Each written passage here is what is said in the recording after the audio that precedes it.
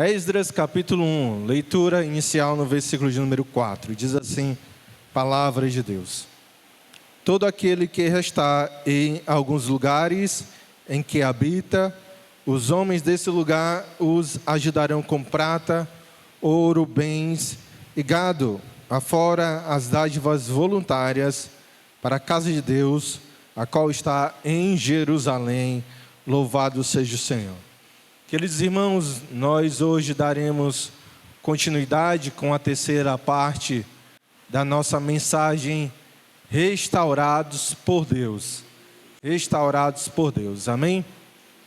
E aqui nós iremos fazer uma rápida revisão daquilo que nós aprendemos no último domingo. E basicamente nós tentamos responder duas perguntas: como e para quê? Como Deus restaura o seu povo e para que Deus restaura o seu povo. Então, basicamente, foram essas as duas perguntas que nós respondemos ou tentamos responder na última mensagem. E aqui, amados irmãos, as respostas foram muito simples. Como Deus restaura o seu povo? Deus nos restaura graciosamente, voluntariamente, exclusivamente e soberanamente. E nós vemos isso aí nos versos 1 e 2, quando argumentamos que foi o Senhor quem levantou Ciro, tanto para derrotar a Babilônia, a dinastia de Nabucodonosor, como para permitir que o seu povo retornasse para a terra prometida através do decreto desse rei. E para a pergunta, para que Deus nos restaura? Nós vimos que Deus nos restaura para que nós possamos desfrutar de comunhão com Ele.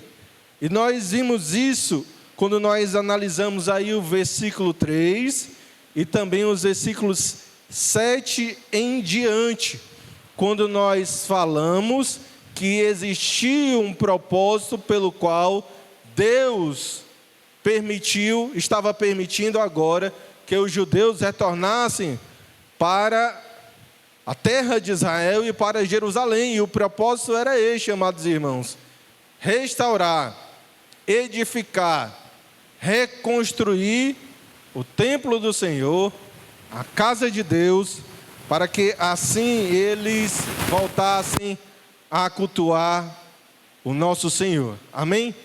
Então, basicamente, foram essas as questões que nós vimos no último domingo. E hoje, e nessa noite, eu queria compartilhar com vocês dois assuntos extremamente importantes, ainda olhando para esse texto. Dois pontos, amados irmãos, e a minha oração, de fato, é que, como sempre, o Senhor fale poderosamente ao meu e ao seu coração. Amém? Pois bem, em primeiro lugar, nós veremos isso. Deus, o agente da restauração. Deus, o agente da restauração. Leia comigo o versículo de número 5. Versículo de número 5 diz assim a palavra do Senhor: Então se levantaram os cabeças de famílias de Judá e de Benjamim, e os sacerdotes, e os levitas, e todos aqueles cujo espírito Deus despertou para subirem a edificar a casa do Senhor, a qual está em Jerusalém. Quem conhece a história de Esdras juntamente com Neemias, já sabe que houveram pelo menos 3 retornos dos judeus do cativeiro babilônico para novamente a terra prometida. Pelo menos 3 retornos. O primeiro retorno ocorreu em 537, 536 a.C., liderado por Zorobabel, chamado aí nos versos 8 e 11 de Sesbazar. Esse aí é o Zorobabel, amém? 80 anos depois, agora liderados por Esdras, os judeus retornam mais uma vez, pela segunda vez, e nós vemos isso em Esdras capítulo 7 e 8, não se preocupe que nós iremos expor também essa passagem bíblica. E o último retorno, irmãos, ocorreu 14 anos depois disso. E agora liderados por Neemias, conforme nós vemos no relato, no capítulo 7, na verdade, do livro de Neemias. E talvez, veja, a grande pergunta que muitos fazem ao estudar esses 3 retornos, seja essa: por que tão poucos judeus retornaram da Babilônia para Judá e Jerusalém? Por que tão poucos judeus, em obediência ao decreto do rei, ou aproveitando-se do decreto do rei, deixaram a terra do seu cativeiro, para onde eles foram levados, deportados, e voltaram para a terra prometida? Por que tão poucos judeus fizeram isso? E aqui, irmãos, nós precisamos entender algumas questões que são bastante interessantes. Veja, o inimigo do povo de Deus, a Babilônia, a cabeça de ouro, a dinastia daquele que tinha levado cativo, deportado o povo do Senhor para longe da terra da promessa, a Babilônia caiu. Além disso, amados irmãos, veja que aqui o Senhor dá para o seu povo um rei que lhes era favorável, um rei que, inclusive, através de um decreto, formalmente permite que eles retornem para Jerusalém e para Judá. Além disso, nós precisamos perceber que Deus dá para os judeus um senso de responsabilidade, uma missão. Na verdade, os motiva através de um propósito. Que propósito, pastor? Nós já sabemos: reconstruir o templo do Senhor.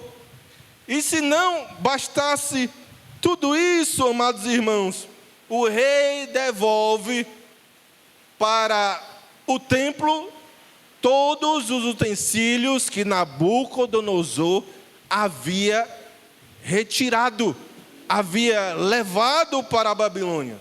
Então existe aqui de fato uma questão bastante significativa. O que mais falta para que todos os judeus resolvessem retornar da Babilônia para Jerusalém e para a terra da promessa? O que mais falta? Tenha pelo menos 3 questões em mente. Em primeiro lugar, a viagem, irmãos, que eles estavam por enfrentar era longa, era naturalmente perigosa e bastante custosa também. Essa viagem, dizem os estudiosos, demorava aí aproximadamente entre 3 a 4 meses. Eu estou falando do percurso necessário para saírem da Babilônia até Jerusalém. Era o percurso necessário para percorrer todo esse caminho, toda essa trajetória. 3 a 4 meses. Imagine aí a dificuldade que seria para esses judeus. Não era, de fato, uma das viagens mais fáceis que eles teriam pela frente. Além disso, amados irmãos, a terra estava devastada. Não era assim que eles iam chegar em Jerusalém e já iriam encontrar tudo pronto. Ok, as casas todas construídas, imobiliadas, as ruas todas pavimentadas, tudo certinho, as praças perfeitas, belas, bonitas, organizadas. Não era assim, irmãos. A terra de Jerusalém, a terra de Judá havia sido devastada, destruída. Muitos lares haviam sido queimados e eles precisavam reconstruir tudo. Iriam precisar reconstruir tudo do zero. E além disso, e esse é o terceiro ponto que você precisa ter em mente, muitos judeus já haviam se estabelecido na Babilônia. Inclusive, muitos haviam prosperado do ponto de vista econômico, do ponto de vista social na Babilônia. Muitos dos mais novos, ou melhor, os mais novos irmãos, não conheciam Jerusalém, não conheciam Judá, a não ser aquilo que eles ouviram falar dos relatos dos seus pais. Eu estou falando aqui de um povo que estava longe da terra de Deus, da terra da promessa, 50, 60, 70 anos. Ou seja, quem estivesse de 40 anos para baixo, irmãos, não conhecia Jerusalém, não conhecia a terra de Deus, e muitos judeus já haviam estabelecido família, casa, trabalho, comércio na Babilônia. Então veja como nós temos aqui um monte de elementos que poderiam e que de fato desmotivaram muito daqueles judeus de seguirem nessa empreitada. Qual, pastor? Deixar Babilônia e voltar para Jerusalém. Você percebe, irmãos, que aqui Deus precisava muito mais do que derrotar o inimigo do povo de Deus para fazê-los retornar para a terra da promessa. Deus precisava fazer muito mais do que isso, amados. Deus precisava muito mais do que erguer, levantar um rei que lhes fosse favorável, um rei que os olhasse com um olhar de carinho, ternura, que lhes fosse de fato, irmãos, favorável e que lhes permitisse voltar para as suas terras. Deus, irmãos, precisava muito mais do que tentar motivá-los com sentimentos patrióticos ou então com a missão de restaurar o templo de Deus. Veja no texto o que Deus precisou fazer com estes judeus. Veja quem foram aqueles que retornaram da Babilônia para a terra prometida. Foram aqueles que o Senhor despertou o seu espírito. Deus precisou tocá-los interiormente. Deus precisou agir em seus corações, mudando os seus desejos, mudando as suas vontades, mudando de fato as suas disposições. Quero que você perceba algo antes de prosseguirmos. Existe uma ênfase nesse texto. Eu quero que você volte o seu olhar santo para o versículo de número 1. E destaque no versículo 1 essa expressão aqui, essa frase aqui. Despertou o Senhor o espírito de Ciro. Encontrou? Então marque aí. Despertou o Senhor o espírito de Ciro. Voltando ao versículo 5. Agora destaque essa frase. Com todos aqueles cujo espírito Deus despertou. Você percebe que existe uma ênfase nesse texto sobre essa expressão, sobre esse despertar de Deus, ou seja, Deus estava agindo no interior dos envolvidos para que eles cumprissem o propósito de Deus para as suas vidas. Amém? Todo mundo está entendendo até aqui? Amém, amados? Então eu quero que você agora perceba algo. Veja que interessante. Olhando para o versículo 5, olhando para essa frase aí, Deus despertou. Deus despertou. Com todos aqueles cujo Espírito de Deus despertou. Eu preciso que você perceba algo bastante interessante. Nós podemos olhar para esse versículo com a perspectiva para o passado e com a perspectiva para o futuro. Veja isso. Deus estava cumprindo, ou começando a cumprir, aquilo que o Espírito do Senhor disse por boca do profeta Jeremias. A obra de Deus, irmãos, não seria mais externa. A obra do Senhor agora seria interna, em nossas almas, em nossos corações, quando o Senhor escreve assim pelo seu profeta: porque esta é a aliança que firmarei com a casa de Israel depois daqueles dias. Que dias, pastor? Depois do cativeiro. Diz o Senhor: na mente lhes imprimirei as minhas leis, também no coração las escreverei. Eu serei o seu Deus e eles serão o meu povo. Jeremias 31, versículo de número 36.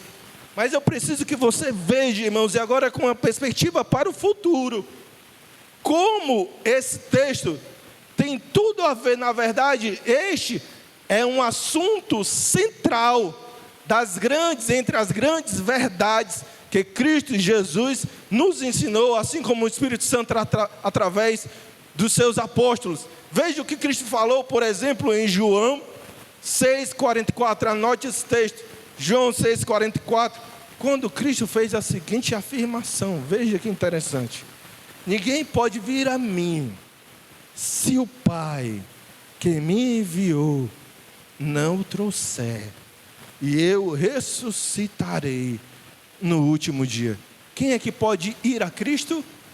Aqueles que o Pai o trouxer. Você percebe isso? Como tem tudo a ver com o texto que nós acabamos de ler. Mas existe, irmãos, uma outra passagem igualmente importante e interessante no Novo Testamento, Filipenses 2,13. Um texto, inclusive, que todos nós conhecemos.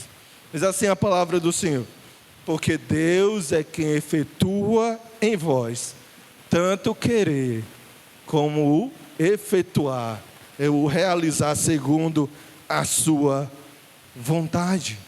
Amém, amados? Aqui existe um claro ensino para aqueles judeus que retornaram da Babilônia para Jerusalém. Aqui, irmãos, existe um claro ensino para aqueles judeus que deixaram tudo para trás, deixaram posses, deixaram propriedades, deixaram casas, deixaram comércios e empregos e se dirigiram, voltaram novamente para a terra prometida. Que ensino, pastor! Eles nunca, como nós vimos no último domingo, nunca poderiam olhar para si com o seguinte sentimento: olha como eu sou bonzinho, olha como nós somos heróis. Nós deixamos tudo, pastor, nós deixamos tudo para trás, nós aproveitamos esse momento em que a dinastia do inimigo do povo de Deus caiu. Nós aproveitamos esse momento em que um novo rei surge, e um rei que nos era favorável, e agora nós estamos retornando pela nossa própria vontade para a terra que Deus prometeu a Abraão e aos nossos pais. Eles nunca, irmãos, poderiam olhar para si e pensar que eles tinham algum mérito. Aquilo que eles deveriam pensar, a certeza que deveria estar presente, impressa em seus corações, não era outra, foi o Senhor, foi Deus quem nos motivou para tal feito, foi Deus quem despertou o nosso espírito, foi Deus quem agiu em nossos corações, foi o Senhor quem transformou, quem motivou as nossas vontades, nossas aspirações, e nós só chegamos aqui por obra graciosa do Senhor a agir dentro de nós. O escritor sagrado está dando a Deus toda a glória, toda a honra pela restauração, pela libertação, pelo retorno dos judeus para a terra da promessa. Você percebe isso, amém? Não é custoso, irmãos. Na verdade, é necessário nós percebermos que aqui existem algumas sementes do Evangelho já plantadas no texto de Esdras. Veja como aquilo que nós acabamos de ver e analisar aqui tem tudo a ver com aquilo que nós vemos agora perfeitamente depois do nascimento, morte e ressurreição do nosso Senhor e Salvador Jesus Cristo. Por exemplo, o que, pastor? Ouça isso. Não é o homem quem por si mesmo deseja ir a Cristo. Você percebe isso? Como a semente do Evangelho, como essa semente do Evangelho já está plantada aqui no texto de Esdras, capítulo 1, versículo 5. Não é o homem quem por si mesmo deseja ir a Cristo, mas é o Senhor, e apenas o Senhor, quem dispõe os nossos corações, as nossas vontades, as nossas afeições, as nossas aspirações para tal. É Deus, irmãos, quem de fato muda o nosso interior. E antes aqueles que de maneira nenhuma e de qualquer outro modo desejariam ir a Cristo, quando Deus desperta-nos, quando Deus nos anima, quando Deus nos restaura, não desejam ir a outro lugar, a não ser a ir aos pés do Salvador. Louvado e engrandecido seja o nosso poderoso Deus, amém? Mas aqui há uma segunda semente do Evangelho presente nesse texto, que eu também queria que você percebesse. Que semente, pastor? Veja, tudo, o pastor disse o quê? Tudo, exatamente, tudo de bom que nós fazemos tem uma origem. E novamente, amados irmãos, não somos nós. A origem das nossas boas ações, a origem da nossa capacidade de servir ao Senhor, a origem da nossa capacidade de satisfazer e cumprir a vontade de Deus, as Sagradas Escrituras, não é outra a não ser o Espírito Santo. É o Espírito Santo, irmãos, quem age em nós. Novamente, é o Espírito Santo quem age em nossos corações. É o Espírito Santo quem muda os nossos desejos. É o Espírito Santo quem transforma os nossos corações. É Deus, irmãos, é o Senhor quem nos escolheu. Foi o Senhor quem nos chamou. Foi o Senhor quem nos regenerou. Foi o Senhor quem nos salvou, quem nos santificou, quem nos justificou, quem nos adotou, quem nos glorificou. De fato, toda a honra e toda a glória sejam dadas a Deus pela salvação que hoje nós desfrutamos em Cristo Jesus. Não fomos nós, tudo foi Deus. Amém, amados irmãos? Essa era a primeira questão que eu queria que você percebesse. Em segundo lugar, olhando para o texto, eu queria compartilhar com vocês o seguinte: Deus, o provedor da restauração.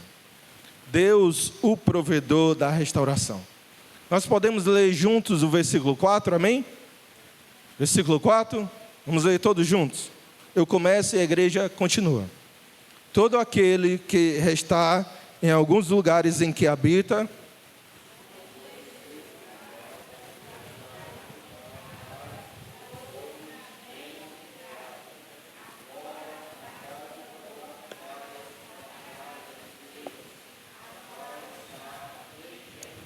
agora leia comigo o versículo 6, vamos ler juntos.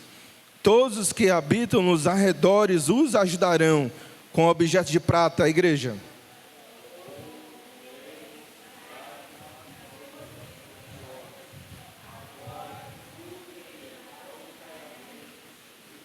Ouça isso.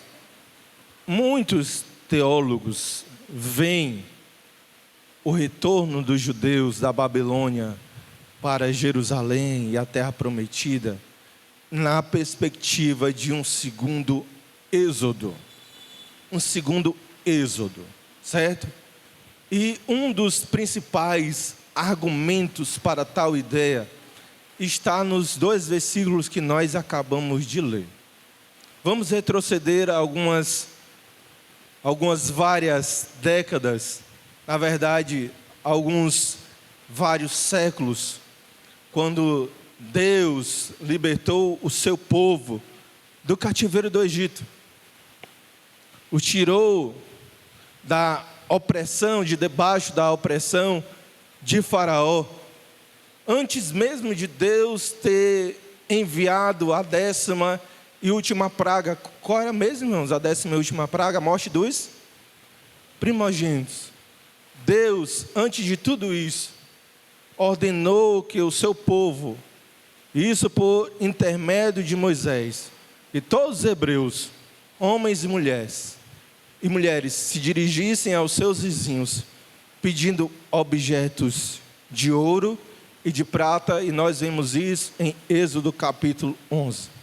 E Deus, irmãos, aquele que de fato muda, conforme nós acabamos de ver, os nossos corações, os nossos desejos, fez isso com os egípcios. Deus fez que o seu povo encontrasse favor por parte dos egípcios, de maneira que estes lhes davam o que pediam, e despojaram os egípcios. Êxodo 12, versículo de número 36. Assim, queridos irmãos, os judeus, ao saírem do Egito, saíram desse cativeiro, dessa opressão, com provisão divina e com bastante recursos. E aqui em Esdras 1 nós vemos isso acontecendo mais uma vez. Veja como aquilo que aqui acontece foi importante para os judeus. Os judeus precisavam, irmão, de recursos? Precisavam de recursos? Sim. Em primeiro lugar, eles precisavam de recursos para quê? Para a viagem. E não é muito difícil você perceber isso. Quando nós, por exemplo, fazemos uma viagem mais longa, seja de ônibus, seja de carro, como essa, né? De agosto que faremos para Gravatar. Amém? Nós precisamos de dinheiro extra. Para quê, pastor? Para alimentação e para aquilo que surgir como necessidade durante a viagem. Nós precisamos de dinheiro extra, irmãos. E nessa viagem que duraria em torno de 3 a 4 meses, você percebe que estes judeus de fato precisavam de muitos recursos. E Deus lhes providencia os recursos necessários para essa viagem. Em segundo lugar, os judeus precisavam de recursos para quê, pastor? Para reconstruir a cidade. Como nós já pontuamos, as casas haviam sido destruídas. Nabucodonosor havia dado fim, havia queimado praças e ruas. Eles precisavam reerguer tudo aquilo. E nesse trabalho, irmão, nesse esforço de infraestrutura, por assim dizer, eles precisavam de muito dinheiro. Para quê? Para comprar os materiais e para pagar os construtores. Você percebe que eles de fato precisavam de muito dinheiro, de muitos recursos, e novamente aqui Deus lhes providencia o necessário.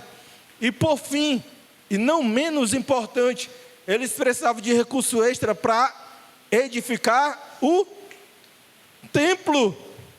Nabucodonosor também havia destruído o templo, havia queimado a casa de Deus. E não era que essa obra era algo assim de só menos, algo simples, algo fácil, porque veja, o templo do Senhor era algo assim, suntuoso, enorme, construído com materiais de altíssima qualidade e também um custo bastante elevado. E novamente, amados irmãos, veja nesse texto que Deus lhes providencia todos os recursos necessários. Talvez, de fato, essa fosse a grande pergunta, a grande preocupação dos judeus que estavam saindo da Babilônia, de volta para a terra prometida. Que pergunta, pastor? Que preocupação? Quem é que vai financiar tudo isso? Quem é que vai financiar toda essa obra? Quem é que vai custear toda essa viagem? De onde é que nós iremos arranjar tanto dinheiro para reconstruir o nosso país, a nossa nação, as nossas ruas, as nossas casas, as nossas praças, a casa de Deus? De onde nós iremos tirar tanto dinheiro para isso? E eu quero, irmãos, nesse momento que você perceba algo bastante especial para todo o povo de Deus. É algo que o Senhor repete, não apenas no Antigo Testamento, mas em todo o Novo Testamento também. Para usar uma expressão do professor Goldsworth, existe aqui uma ênfase contínua sobre um assunto. Que assunto, pastor? Deus é o Deus da provisão. Deus, irmãos, é o Deus da provisão. Em Gênesis 1 e 2, Deus não apenas cria, Deus sustenta, Deus mantém aquilo que Ele cria. Em Gênesis 12, ao chamar a Abraão, Deus não apenas chama, Deus sustenta. Amém? No Êxodo, como nós acabamos de lembrar, Deus não apenas liberta, mas Deus, irmãos, providencia tudo aquilo que é necessário. E nós vemos, inclusive, essa provisão do Senhor durante toda a trajetória dos hebreus, durante os 40 anos no deserto. Deus esteve com o seu povo, providenciando aquilo que era necessário. Em Josué, vemos mais uma vez a providência de Deus, porque o Senhor não apenas implanta o seu povo em qualquer terra, mas a terra que o Senhor prometeu a Abraão e para o povo, e para o seu povo era uma terra que emana leite e mel. Veja, irmãos, também a provisão de Deus no Salmo 23, e por que não dizer, em toda a história de Davi. Deus é o nosso bom pastor, que cuida de nós, apesar de todas as adversidades que nós enfrentamos no nosso dia a dia. Veja como isso está presente em Cristo Jesus.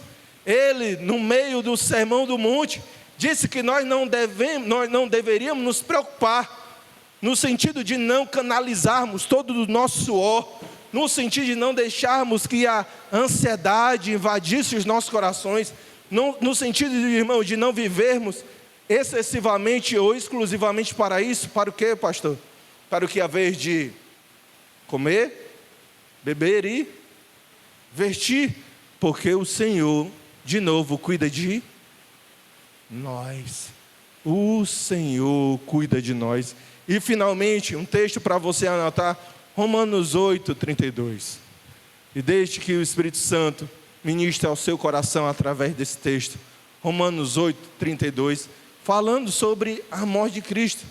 O Espírito Santo assim nos revelou por boca ou através do apóstolo Paulo, quando nós lemos: aquele que não poupou o seu próprio filho, antes por todos nós o entregou, porventura não nos dará graciosamente com ele todas as coisas. Novamente, irmãos, olhe para Esdras 1 e entenda isso. Deus não apenas libertou os judeus do cativeiro babilônico, ou Deus não apenas levantou o rei Ciro, permitindo que ele deixasse que estes judeus voltassem para a terra da promessa. Não é que Deus fez assim, olha, eu já estou fazendo a minha parte, Vocês percebem que eu já estou fazendo a minha parte?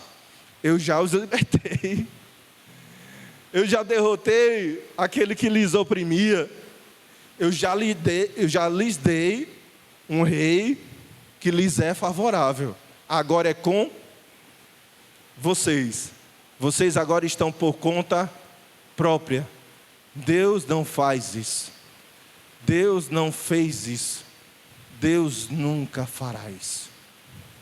Veja, irmãos, como aqui nós vemos algo muito importante para a nossa trajetória, a nossa vida espiritual. Não é que Deus simplesmente nos salva. Não é que Deus simplesmente nos liberta. Não é que Deus simplesmente nos arranca das algemas do pecado, das algemas demoníacas, e vira para nós e diz: eu já fiz a minha parte, ok? Agora é com vocês. Agora vocês já estão por conta própria, eu já fiz a minha parte, eu já lhes enviei meu filho, o meu filho já morreu por vós, agora é com vocês.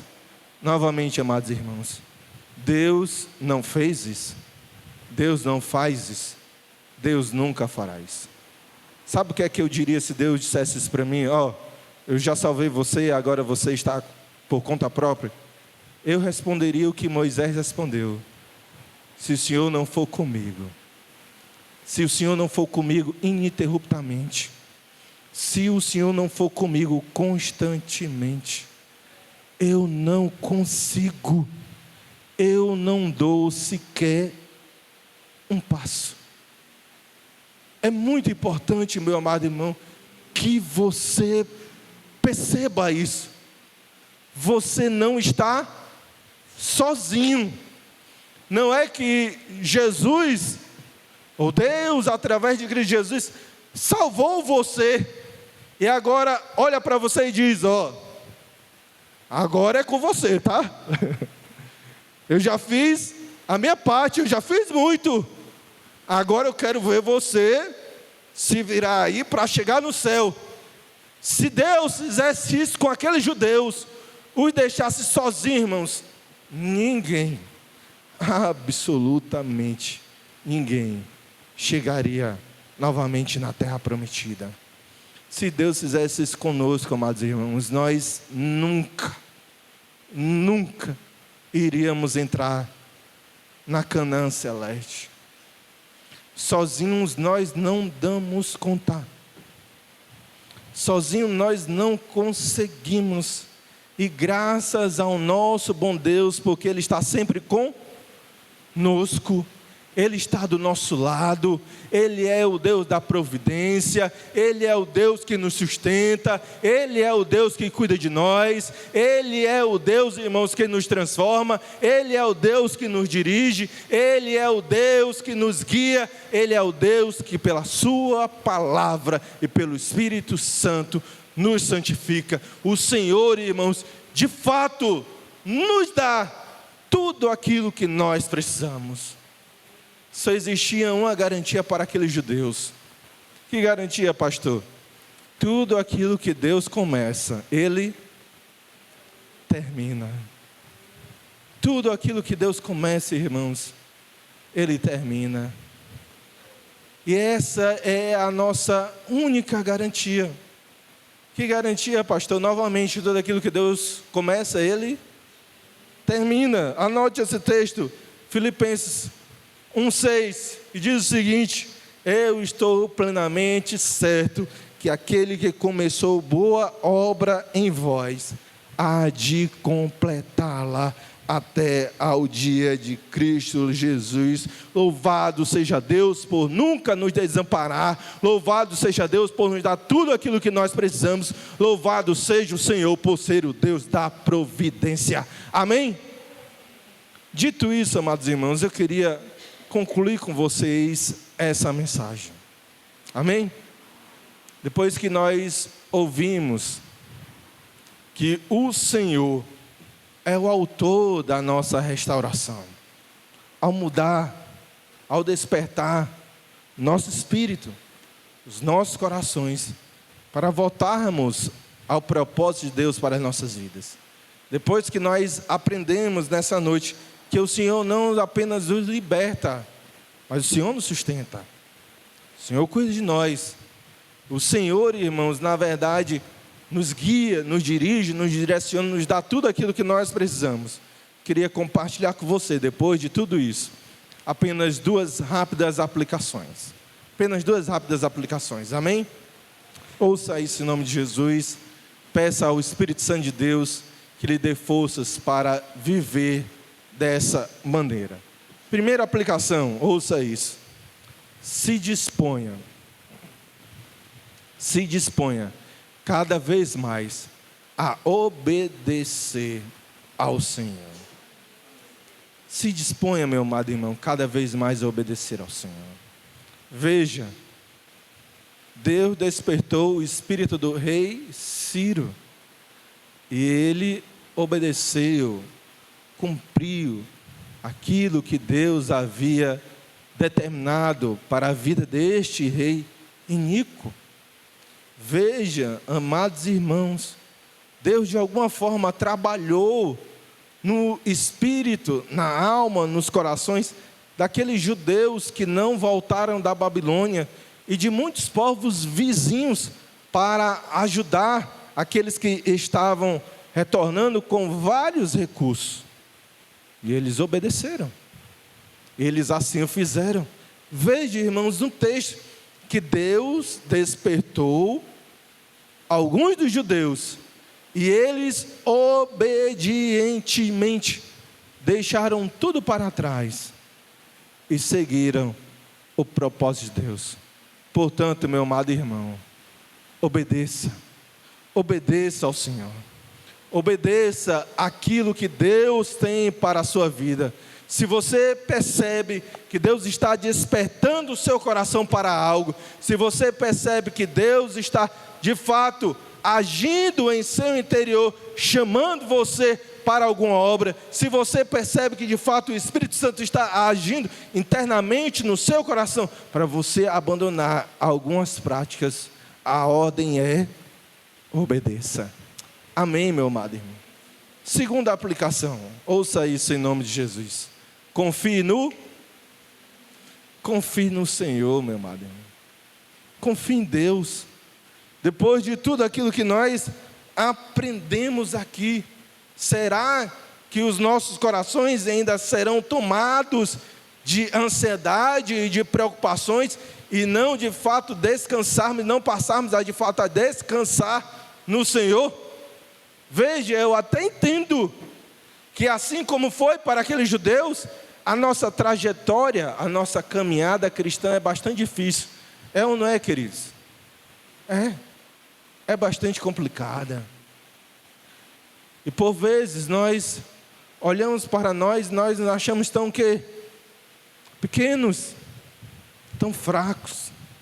Por vezes nós caímos naquele mesmo sentimento do escritor sagrado ao compor o Salmo de número 121, elevo os meus olhos para de onde me virá o socorro. Às vezes a gente olha para os problemas e os enxerga tão grandes como se fossem de fato montanhas enormes, e a gente olha para nós novamente como se nós fôssemos tão pequeninos, tão frágeis. E aqui o Espírito Santo, através desse texto, através do relato da providência de Deus, está nos despertando para algo. Confie no Senhor. Deus cuida de você. Deus cuida de nós. Deus nos dirige. Deus nunca nos desampara. Deus está sempre conosco. E tudo aquilo que nós precisarmos na nossa trajetória cristã, nós temos da parte de Deus o nosso bom pastor. Nós teremos da parte de Deus o nosso bom pastor. Amém, amados irmãos? Confie nessa verdade. Descanse o seu coração nisso. Alegre o seu coração nisso, em nome de Jesus. Deus é o Deus da providência. Amém?